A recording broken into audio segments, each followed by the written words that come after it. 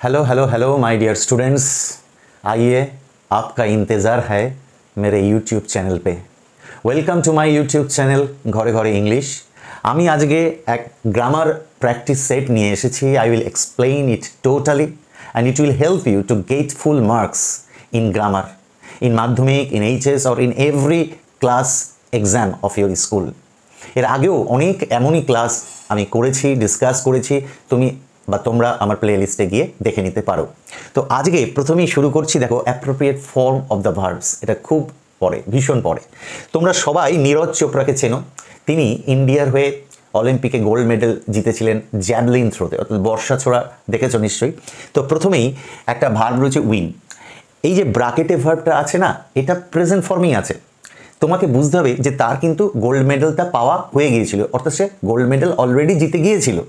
তাহলে উইনের past form কি হবে? Won, WON, won. উইনের পাস্ট ফর্মটা তো বসিয়ে দিলাম। এবারে কি বলছে যে হি সেইজ, নীরজ চোপড়া বলেন, অর্থাৎ কোনো সাংবাদিকদের প্রশ্নের উত্তরে তিনি বলেন। এই যে কোটেশন আছে, মানে এই বক্তব্যটা নীরজ চোপড়ারই বক্তব্য। তিনি কি বলছেন? তিনি বলেন মাই ফোকাস অন মাই গেম।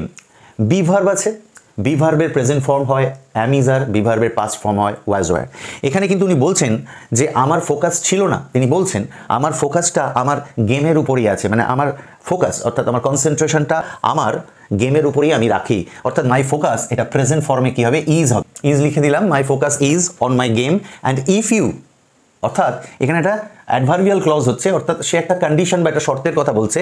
যদি তুমি নিজেকে ঠিকমতো কি ডু ওয়েল, অর্থাৎ ঠিকমতো ভালোভাবে পারফর্ম করার ব্যাপারটা তুমি যদি ম্যানেজ করতে পারো না, তাহলে স্পন্সর্স অর্থাৎ তোমার জন্য যে কোম্পানি বা বিভিন্ন অর্গানাইজেশন যে তোমার জন্য টাকা ঢালবে তোমাকে প্রমোট করার জন্য, অথবা যে টাকা, সেগুলো অলরেডি কী হবে? ফলো করবে। অর্থাৎ টাকা, স্পন্সর্স তোমার আসতেই থাকবে যদি তুমি ভালো করার ব্যাপারটা ম্যানেজ করতে পারো। অর্থাৎ ইফ ইউ এটা কিন্তু হবে প্রেজেন্ট ইনডেফিনাইটে। সাধারণত কোনো কন্ডিশন যদি বলে যে ইফ ইউ ওয়ার্ক হার্ড তুমি জীবনে সফল হবে, okay, if you take medicine you will be cured very soon, তাহলে এইখানে প্রেজেন্ট ইনডেফিনাইটেই হবে, অর্থাৎ ম্যানেজ এটা প্রেজেন্ট ফর্ম। তাহলে প্রেজেন্ট ইনডেফিনাইটে ভার্বের প্রেজেন্ট ফর্মই হয়। সেক্ষেত্রে যদি এখানে থার্ড পার্সন সিঙ্গুলার হি থাকতো, তাহলে একটা ম্যানেজেস, মানে ওর গায়ে একটা এস লাগানোর প্রশ্ন আসতো, কিন্তু এখানে ইউ আছে, নো প্রবলেম, জাস্ট ম্যানেজটাই কিন্তু বসে যাবে। লিখে দিলাম ম্যানেজ। সো আমাদের appropriate form of the verbs হয়ে গেল। আমরা এবার পরেরটায় যাব। সো মাই ডিয়ার স্টুডেন্টস, যদি ডিসকাশনস ভালো লাগছে মনে হয়, তাহলে অবশ্যই চ্যানেলটা সাবস্ক্রাইব করে বেল আইকনটাকে প্রেস করে দেবে। এবারে এসো আর্টিকেল প্রিপোজিশনস। বলছে ডোন্ট বি অ্যাফ্রেড, অর্থাৎ কখনো ভয় পেও না। অ্যাফ্রেডের পরে তোমার আর কিছু ভাবার দরকার নেই। অ্যাফ্রেডের পরে অ্যাপ্রোপ্রিয়েট প্রিপোজিশন অফ হবেই হবে। তাহলে ডোন্ট বি অ্যাফ্রেড অফ, তাহলে অ্যাফ্রেডের পরে সচরাচর অফই হয়। তাহলে অফ, ভয় পেও না, ভীত হয়েও না। এ নিউ ওয়ার্ড, যদি কোনো নতুন শব্দ দেখো কোথায়, প্যাসেজ, মনে করো একটা প্যাসেজ পড়ছো, আনসিন প্যাসেজ সলভ করছো, কম্প্রিহেনশন টেস্ট করছো, বা কিছু একটা পড়ছো, you find a new word, সেটা দেখে কখনোই অ্যাফ্রেড অফ, ওই নিউ ওয়ার্ডের কারণে ভীত হয়েও না। সেই নিউ ওয়ার্ডটা কোথায় থাকবে? প্যাসেজে। তাহলে কী হবে? A new word in the passage, মানে ওই ওয়ার্ডটা তো প্যাসেজের মধ্যেই থাকবে। তাহলে এখানে আমি কি লিখবো? ইন, লিখলাম ইন দ্য প্যাসেজ। কেন ভীত হতে বারণ করছে? কারণ সামটাইমস, এই যেটা এস আছে না, এইটার মানে হচ্ছে মাঝে মাঝে। অনেক স্টুডেন্টরা এটা ভুল করে লিখে ফেলে, মানে they make the confusion between sometimes and some time. এই সামটাইমস মানে মাঝে মাঝে, সব সময় তো সম্ভব না, কিন্তু মাঝে মাঝে ইউ মে বি এবল, তুমি সক্ষম হতে পারো, টু গেজ, ধারণা করে নিতে, আইডিয়া করে নিতে, টু ইমাজিন দেয়ার, মানে ওই যে শব্দগুলো তুমি পাচ্ছ তাদের মিনিংস, মানেগুলো তুমি পেতে পারো কনটেক্সট থেকেই। কনটেক্সট মানে টোটাল গল্পের যে বিষয়বস্তু বা টোটাল প্যাসেজের যে কনটেক্সট, মানে যে বিষয়বস্তু, সেইটা পড়তে পড়তে তোমার ধারণা হতেই পারে যে এইটার মানে বোধহয় এইটা হওয়া উচিত। অর্থাৎ এক্ষেত্রে কি উত্তর হবে? এক্ষেত্রে উত্তর হবে ফ্রম দেয়ার কনটেক্সট। অনেক সময় যে কনটেক্সটের মধ্যে তুমি আছো, যেটা পড়ছো, তার থেকে ধারণা হতে পারে যে এই আননোন ওয়ার্ডটার মানে এমনটাই হওয়া উচিত। You can make the guess of that meaning of the word, সেটাই এখানে বলতে চাওয়া হয়েছে। তাহলে অ্যাফ্রেডের পরে অফ দেবে, শব্দটা কোথায় আছে? প্যাসেজের মধ্যে, ইন, আর তুমি এর মানেটাকে আইডিয়া করবে, গেস করবে কোথা থেকে? কনটেক্সটের ভিত্তিতে, মানে কনটেক্সট থেকেই তুমি সেটা বুঝতে পারবে। এই থেকের জন্য এখানে কি হয়েছে? From. So now we are going to the next one. এসো মাই ডিয়ার সুইট স্টুডেন্টস, এবার আমরা ডু অ্যাজ ডিরেক্টেডে এসে গিয়েছি। ভয়েস চেঞ্জ প্রথমে। Was looking, past continuous tense. Look for মানে খোঁজা। I was looking for a stag, stag মানে male deer মানে পুরুষ হরিণ। তাহলে এই যে ভার্বটা দেখছো লুকিং, এর জন্য প্যাসিভ এলিমেন্ট, যেহেতু ভার্বের গায়ে আইএনজি আছে তাহলে এর প্যাসিভ এলিমেন্ট কি হবে? বিইং। কি হবে বলো তো? বিইংটা ব্যবহৃত হবে। আমি আগের অনেক ক্লাসে সেগুলো বুঝিয়েছি। ভয়েস চেঞ্জ কী করতে হয়? অদল বদল বাই চাই, ভার্ব তুমি 3 নম্বর, তার আগে এই যে প্যাসিভ এলিমেন্ট চাই। তাহলে প্রশ্ন করো কে খুঁজছে? আমি। তো এটা সাবজেক্ট।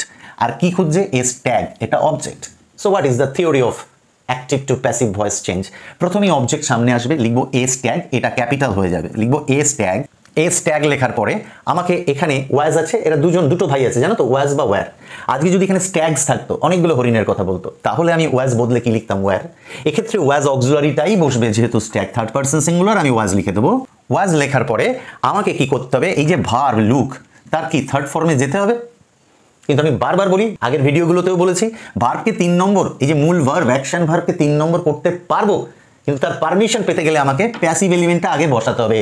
ভার্ব তুমি 3 নম্বর, তার আগে এলিমেন্ট চাই, প্যাসিভ এলিমেন্ট নাম দিয়ে এগুলোকে, কারণ এই এলিমেন্টগুলো না দিলে প্যাসিভ হবে না। So I call them passive element. তাহলে এর গায়ে আইএনজি আছে, আমি তাহলে বির গায়ে কি দেবো? আইএনজি দিয়ে বিইংটা এখানে বসিয়ে দেবো।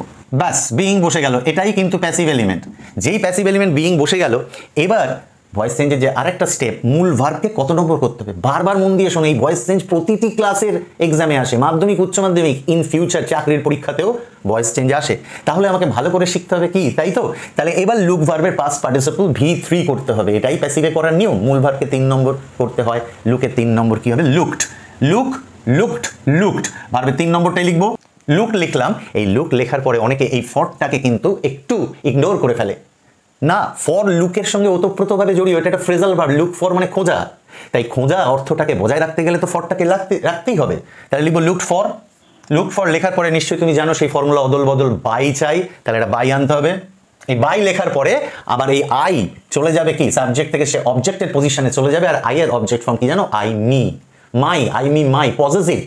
মাইতে যাবে না, লিখবে মি, বাই মি। ব্যাস, আমার অ্যাক্টিভ থেকে প্যাসিভ হয়ে গেল। চলো দ্বিতীয়টাই এবার যাব। দেখো, father had composed a long letter to the headmaster. হেডমাস্টারকে বাবা একটা লম্বা চিঠি লিখেছিলেন এবং লেখার পরে তিনি সেটা একটা খামের মধ্যে ঢুকিয়েছিলেন। তাহলে পরপর দুটো ঘটনা ঘটেছে। প্রথমে লিখলেন, খামে ঢোকালেন, এবং দুটোই কে করেছেন? বাবা। এই হিটা কিন্তু এই বাবাকেই বোঝাচ্ছে, এই প্রোনাউনটা ফাদারের বদলেই ইউজ হয়েছে। তো এখন আমাকে এই দুটোকে যখন সিম্পলি জয়েন করতে বলবে, তাহলে ফাইনাইট ভার্ব আমার একটা রাখতে হবে। প্রথম বাক্যে একটা ফাইনাইট ভার্ব আছে, দ্বিতীয় বাক্যেও একটা কি ফাইনাইট ভার্ব আছে। তাহলে কি করা যায়? বাংলায় বলি, অর্থাৎ এরকমভাবে বলতে হবে যে একটা লম্বা চিঠি লিখিয়া, অর্থাৎ চলিত ভাষায় লম্বা চিঠি লিখে বাবা সেটাকে কোথায় এনভেলপের মধ্যে ঢুকিয়ে দিল। তাহলে আমি কি করব? প্রথমের এই ফাদারটাকে কি লিখবো না, এই ফাদারটা এই যে হিটা আছে এখানে বসিয়ে দেবো। আর একটা প্রেজেন্ট পার্টিসিপল ইউজ করতে হবে। এই যে প্রথম ভার্বটা দেখছো হ্যাড, হ্যাড একটা পাস্ট ফর্ম, পাস্ট ফর্মের গায়ে কিন্তু আইএনজি হয় না, কারণ প্রেজেন্ট পার্টিসিপল মানে আইএনজি প্রেজেন্ট ফর্মের সাথেই যুক্ত হয়, তাই হ্যাডের প্রেজেন্ট ফর্ম তো হ্যাভ। তাহলে আমার কাজ হবে, প্রথমে ফাদার লিখবো না, হ্যাডের প্রেজেন্ট ফর্ম হ্যাবের গায়ে আইএনজি দিয়ে যেমন আছে লিখবো। লেখার পরে জাস্ট এই ফাদারটা যেহেতু প্রথমে লিখিনি, তাকে কোথাও না কোথাও তো লিখতে হবে। কোথায় আর লিখবো? এই হিটা যেটা ফাদারকেই বোঝাচ্ছে, এই হির জায়গায় ফাদারটা বসিয়ে দেবো। তোমরা বুঝতে পেরেছো? হ্যাডের প্রেজেন্ট ফর্ম হ্যাবের গায়ে আইএনজি দেবো এবং ফাদারটাকে হির জায়গায় বসাবো। অলরেডি তুমি উত্তরটা মাথার মধ্যে তোমার এসে গিয়েছে, তবু আমি লিখে দিচ্ছি। দেখো দেখো উত্তরটা হয়ে গেল। যথারীতি আমি হ্যাভিং করলাম, আর এই ফাদারটাকে দেখো, এই যে প্রোনাউন আছে না, হি পুট, এই হির জায়গায় ফাদারটাকে বসিয়ে দিলাম। আমার কিন্তু কি হয়ে গেল? দুটো বাক্যকে সিম্পলে জয়েনিং করা কমপ্লিট হলো। ডু অ্যাজ ডিরেক্টেডের থার্ডে বলা হয়েছে একটা ন্যারেশন করতে, মানে ডিরেক্ট স্পিচ আছে, ইনডিরেক্ট স্পিচ করতে হবে। স্বামী বলে একটি ছেলে জিজ্ঞেস করছে, গল্পের কনটেক্সট অনুযায়ী বলে দিই আমি, স্বামী তার বাবাকে জিজ্ঞেস করছে, বাবা তুমি কি আমাদের টিচার সম্পর্কে কিছু লিখেছো তোমার চিঠিতে? অর্থাৎ এটা প্রেজেন্ট পারফেক্টে আছে এবং সব থেকে বড় কথা দেখো, এটা একটা ইন্টারোগেটিভ সেন্টেন্স। ইন্টারোগেটিভ সেন্টেন্স হলে এই যে কমা কোটেশনে নর্মালি যে দ্যাট বসাও, সেটা বসানো যাবে না। দুটো জিনিস বসাতে পারো, হয় ইফ আর নইলে WH ওয়ার্ড। কখন WH ওয়ার্ড লিখবে? যদি এই হ্যাভের আগে তুমি দেখতে, এই কোটেশনের শুরুতেই যদি থাকতো, ফাদারকে বলছে হোয়াই হ্যাভ ইউ রিটেন, কেন তুমি লিখেছো? হোয়েন হ্যাভ ইউ রিটেন, কখন তুমি লিখেছো? হাউ হ্যাভ ইউ রিটেন, কিভাবে তুমি লিখেছো? এরকম কোনো WH ওয়ার্ড থাকলে এই কমা কোটেশনে ওই WH ওয়ার্ডটাই বসতো। মনে করো এখানে ওয়েন আছে, তাহলে ওয়েনটাই বসতো, ইফ বসতো না।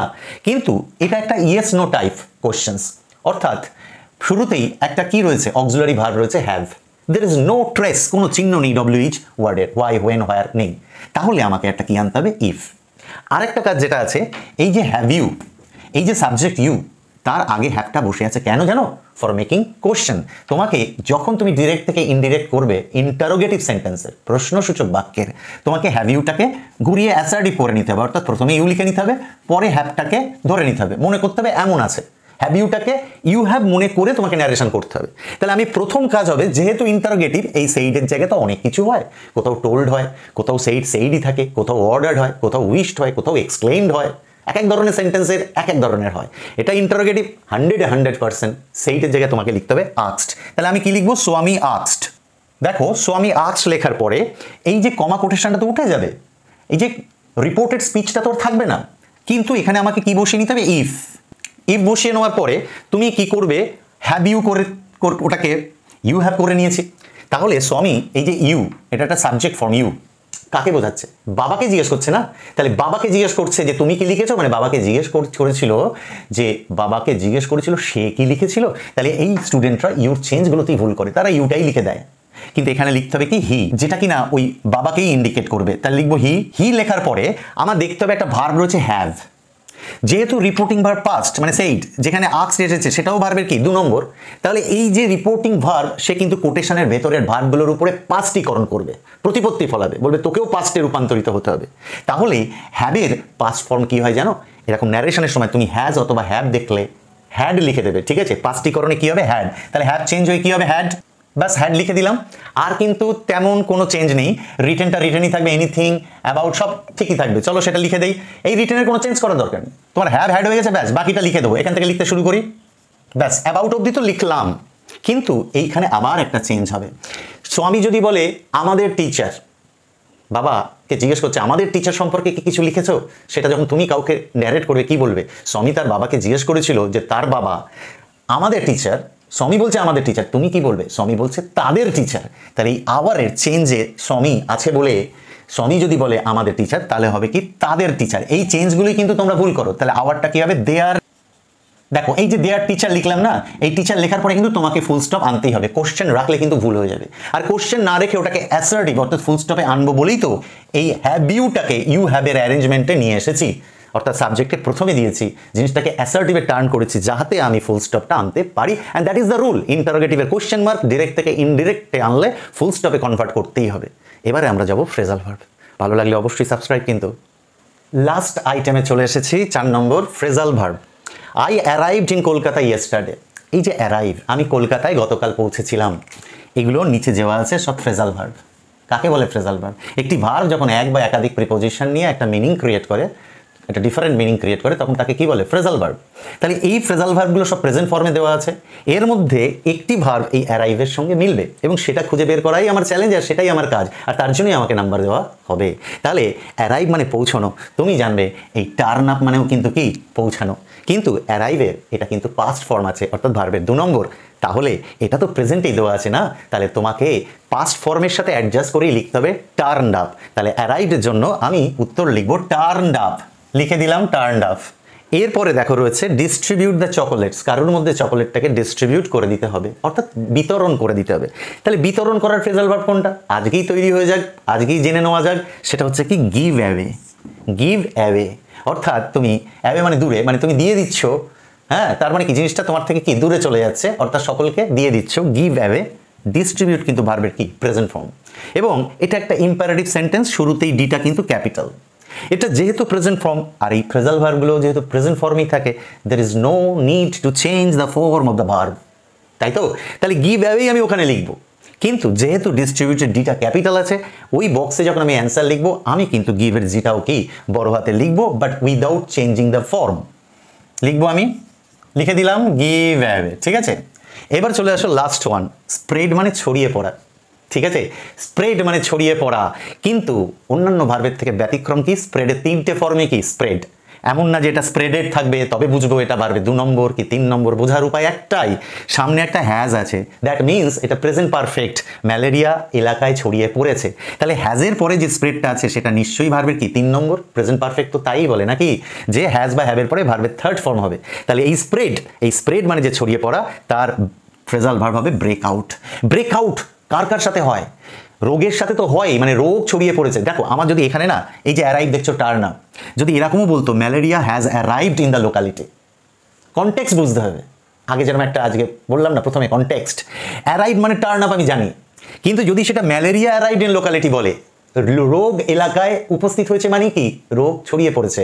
অর্থাৎ ম্যালেরিয়া অ্যারাইভ বলো, অ্যাপিয়ার বলো, স্প্রেড বলো, হোয়াট এভার ইউ সে, আমাকে কিন্তু এই ব্রেকআউটটাই দিতে হবে। অর্থাৎ রোগের প্রাদুর্ভাব, রোগ ছড়িয়ে পড়েছে, অর্থাৎ কোথাও একটা রোগের উল্লেখ দেখলে না, আর এরম স্প্রেড বা অ্যারাইভ বা অ্যাপিয়ার যাই থাক বা রিচ বা কাম যাই থাক, আমি কোনটা নেব? ব্রেকআউট নেব। আর কোথায় কোথায় ব্রেকআউট হয়?